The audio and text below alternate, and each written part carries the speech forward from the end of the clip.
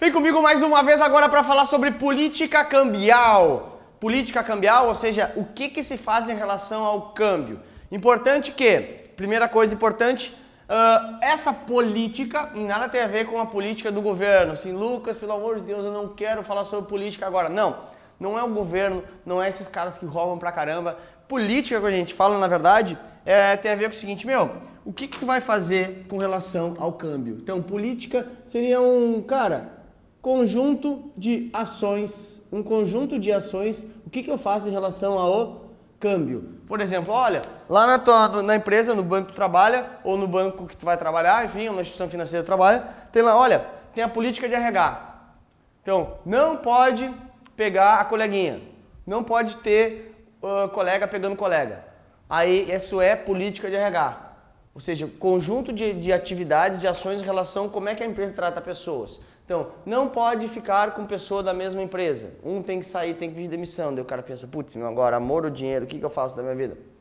Ou outra, assim que tu assumir um cargo, tu não pode ser promovido de novo antes de 6 meses. Enfim, uma série de conjunto isso é política de RH. Ou seja, conjunto de regras com relação ao RH. Conjunto de regras com relação ao que eu fazer de gestão de pessoas. Então, política é o conjunto de regras, conjunto de atividades, conjunto de ações, e nesse caso, política cambial é essas regras, esse conjunto de ações, essas atividades que eu vou ter em relação ao câmbio. Importante lembrar que aqui em política cambial, eu vou estar sempre falando quem é que executa a minha política cambial aqui no país, quem é que executa esse cara aqui, quem é que executa o Banco Central, o Bacen, principal executor do Sistema Financeiro Nacional, vai ser quem vai executar essa política cambial. Legal. Importante lembrar que tu tem que ter visto o primeiro vídeo sobre câmbio, okay? Sobre taxa de câmbio, e aí agora tu vai ver sobre política cambial para conseguir ficar bem mais claro. A ideia básica é o seguinte, vamos lá. Eu tenho, né, exportador, ou seja, o cara que vende para o exterior, ok? E eu tenho importador. Eu tenho exportador e tenho importador, ok? Importador é o cara que importa, ou seja, compra lá de fora. Exportador é o cara que vende para fora. Aí, como tu viu lá no vídeo de taxa de câmbio, o exportador é o cara que vende para fora e recebe moeda estrangeira na sua mão. Ó, eu exporto caneta, eu vendo para o exterior caneta, o cara me paga em dólar, eu tenho dólar. E eu venho aqui com esse dólar para trocar por reais. Então, vamos supor que essa caneta aqui eu vendo para o exterior por, sei lá, 2 dólares. 2 dólares. O cara lá de fora paga 2 dólares para mim e eu recebo 2 dólares. E eu venho com 2 dólares para trocar por reais aqui dentro. Quanto mais reais eu conseguir trocar esses 2 dólares, melhor. Então, o que eu quero? O exportador, na cabeça do exportador, o que ele quer? Ele quer o dólar, ele quer um câmbio valorizado. Ou seja, ele quer que um dólar esteja valendo, por exemplo, 5 reais. Porque aí, essa caneta que ele vende por 2 dólares, ele consegue trocar aqui dentro por 10 reais. Porque cada dólar custa 5. Então, ele troca 2 dólares da caneta por 10 reais. É isso que ele quer. Ou mais, né? Quanto mais alto, melhor. Já o importador é o cara que traz a caneta do exterior. Então, o importador, ele compra essa caneta lá do exterior. E ele paga em dólar. Então, se essa caneta custa mesmo os 2 dólares, vamos supor, lembra, o importador tem que comprar dólar aqui para pagar essa caneta. Então, o que ele quer? Ele quer pagar o mais barato possível por esse dólar. Então, ele pega, por exemplo, a ideia dele é que 1 dólar esteja valendo 1 real. 1 real. Isso aqui é muito fácil de tu pensar o seguinte, quando os caras pensam em viajar para o exterior, quando os caras pensam em trazer, vamos nos Estados Unidos comprar camiseta, por exemplo, camisa lá e tal. Cara, tu quer o dólar o mais baixo possível. A cotação cambial o mais baixo possível. Porque ele chega lá, olha, uma camisa lá nos Estados Unidos é 30 dólares. Ou seja, cara, se tiver 1 real a cotação do câmbio, na verdade é 30 reais a camiseta, está muito barato. Então, tu é um importador quando tu compra coisa lá de fora. Então, o que o importador quer? Isso aqui. O que o exportador quer? Nessa faixa de câmbio aqui. Legal. E aí o que acontece na prática é que eu sei que se eu deixar o dólar chegar aqui nessa cotação, esse cara está feliz, mas esse cara aqui está muito mal financeiramente. Porque lembra, ele vende a caneta para fora, ele vai trocar aqui dentro o dólar por R$1. Putz, é muito pouco para ele. Se eu deixar chegar aqui, esse cara está feliz e esse cara aqui está muito triste. Ou até quebrado, talvez, porque o produto dele vai ser importado muito caro. Então, para conseguir regular isso, entra o Bacen na sua política cambial.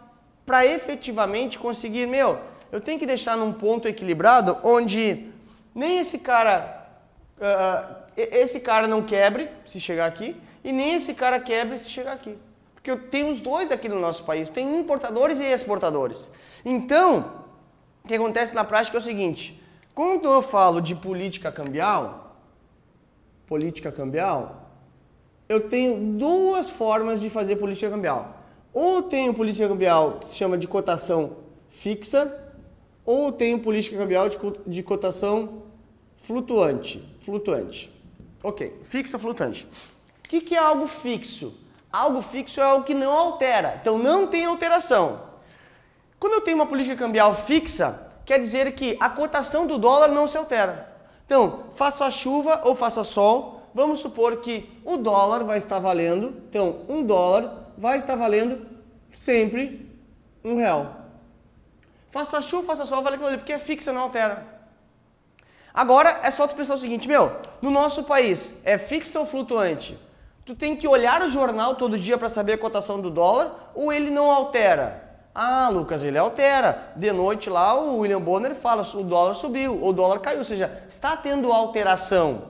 Sendo assim, nossa política cambial não é fixa, ela é flutuante. Ou seja, tem sim alterações na cotação do câmbio. Ok, esse flutuante, ele pode ser flutuação limpa, que também a tua prova pode chamar de perfeita, ok? Ou vai ser flutuação suja. Aí olha só, chegou na hora da prova lá, deu um branco total, e agora eu não sei, eu assisti ela lá do Lucas, mas eu não lembro o que é a política cambial vigente no nosso país.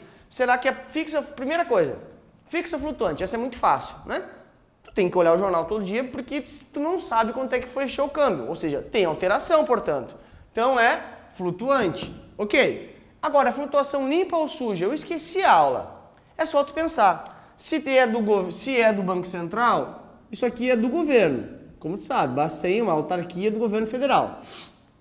Se tem um governo no meio, só pode ser suja. Óbvio. Porra, meu governo está no meio, tem sujeira no meio, óbvio. Agora, vamos entender quem que é esse cara. Bom, quando é flutuação limpa ou perfeita, é o tipo de política cambial sem intervenção. Sem intervenção do Bacen. Na política cambial suja, tem uma sujeira no meio. Tem alguém que está trocando alguma ideia, tem alguém mexendo na perfeição do mercado. Ou seja, quem é esse alguém? O Bacen. Então, quando é política cambial flutuante suja, é com intervenção do Bacen. E essa aqui é a vigente no país. Vigente no Brasil. Como assim? Bom, vamos imaginar o seguinte, cara. Várias vezes no Jornal Nacional já deve ter visto, ou em algum jornal de economia que tu leia, sei lá, olha, o dólar estava subindo 5% e aí o Banco Central fez um leilão de venda.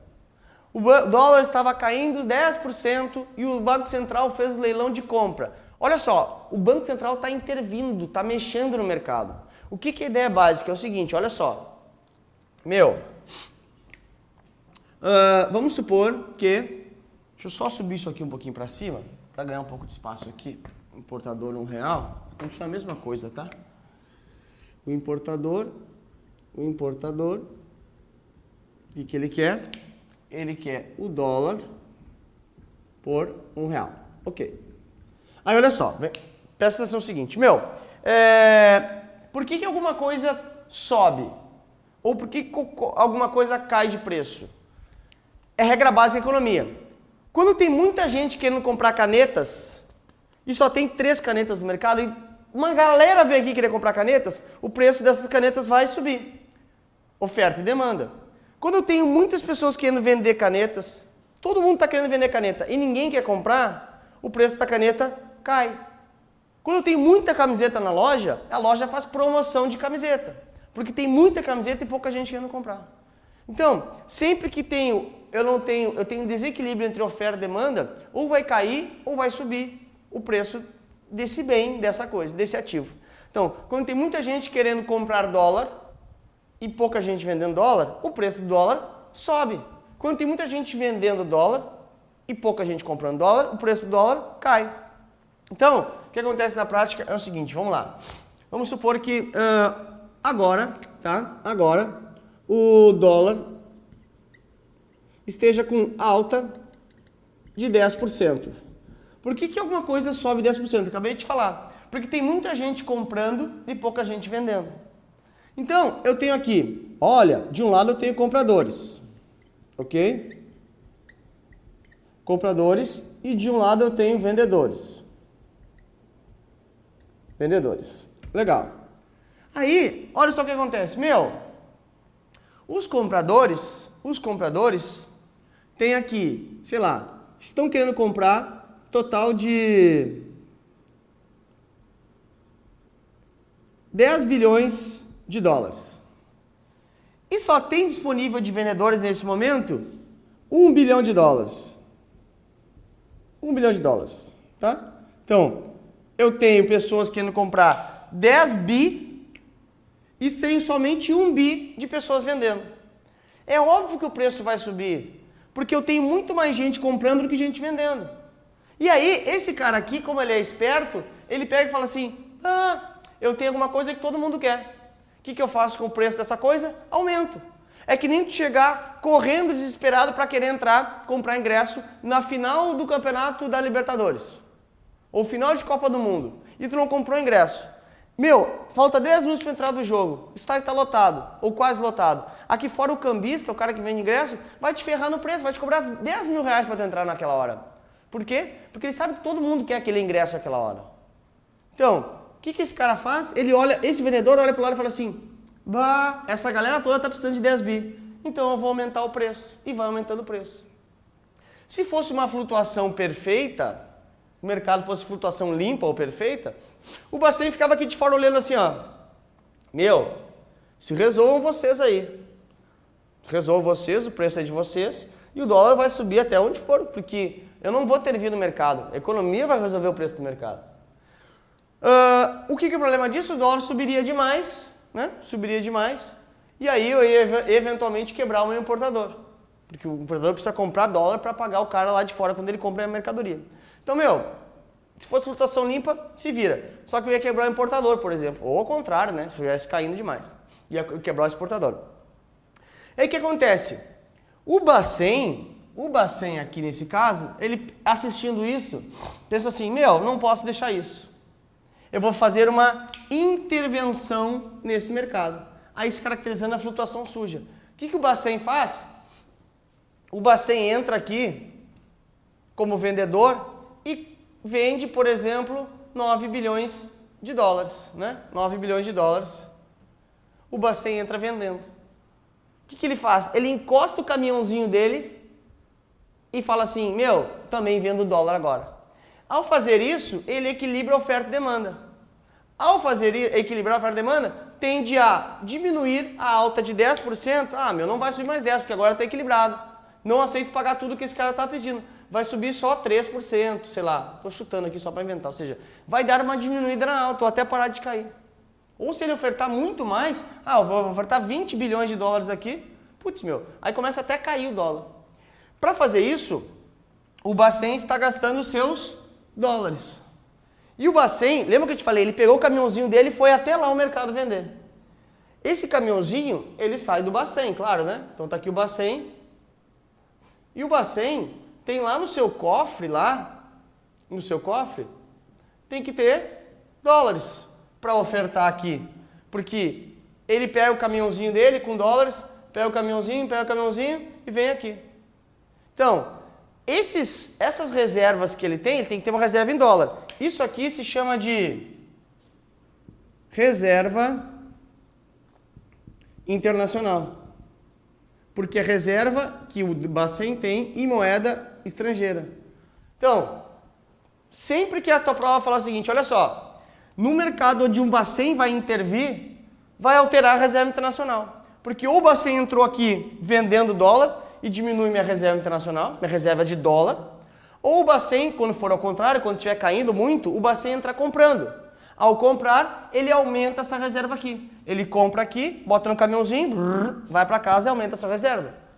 Ou ele pega aqui do sua reserva, vem no caminhãozinho e vende sua reserva, diminui a sua quantidade de dólar. Então, a reserva internacional é o que o Bacen vai usar, vai aumentar ou vai diminuir para intervir nesse mercado aqui.